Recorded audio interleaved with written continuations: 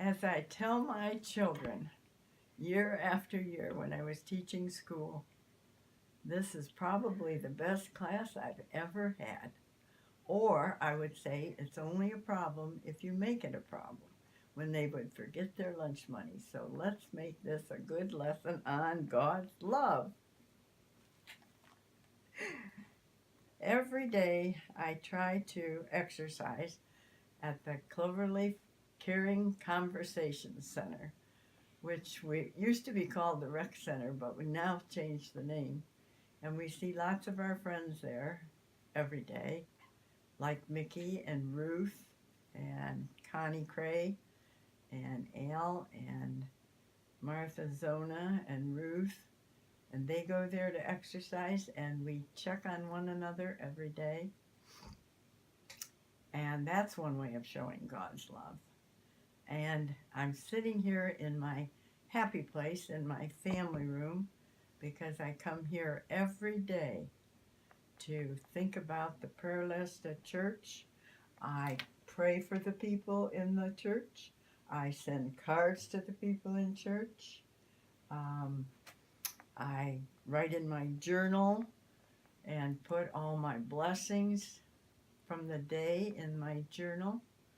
And I listen to church music, and I read a lot, and I write poems. And let me tell you about my poetry writing.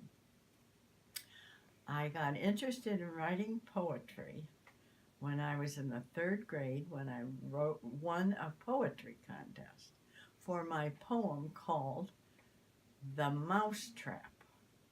And I can even quote it for you. Daddy set a trap last night for the rats and the mice, and when I went to look today, there was one and one to stay. And I enjoyed poetry so much, I used it when I was teaching third and fourth grade to teach language arts. And now, since I retired, I've written poetry about the things that I like to do in my spare time. And one of the first ones I wrote was The Secret Garden, because I have one behind my house. And I wrote one about the old covered bridge, because Bill and I like to go hunting covered bridges.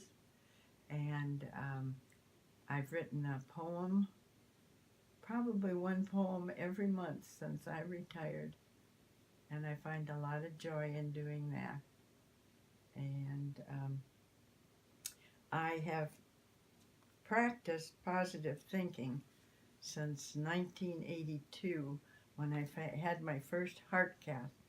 And it was for stress and anxiety, they decided. But I've learned through the years that positive thinking really does help.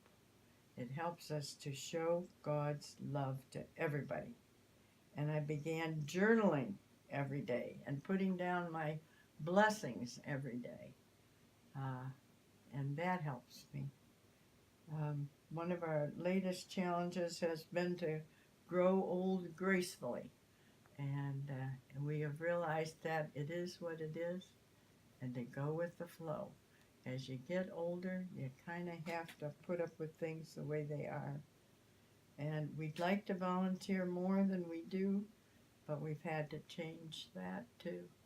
We've had to change what we can do. But we do try to encourage other people. And I've even taken up learning to crochet prayer cloths now as my newest thing for fun.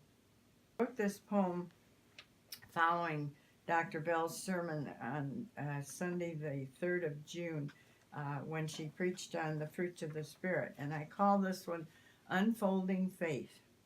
As the Spirit works in my life, I see the world in a different way. Aging has slowed me down. My ministries are fewer these days. Some days I'm the suffering servant. Other days I rejoice in His love. I find joy and peace and faithfulness as His grace flows down from above. It's difficult to serve like I used to.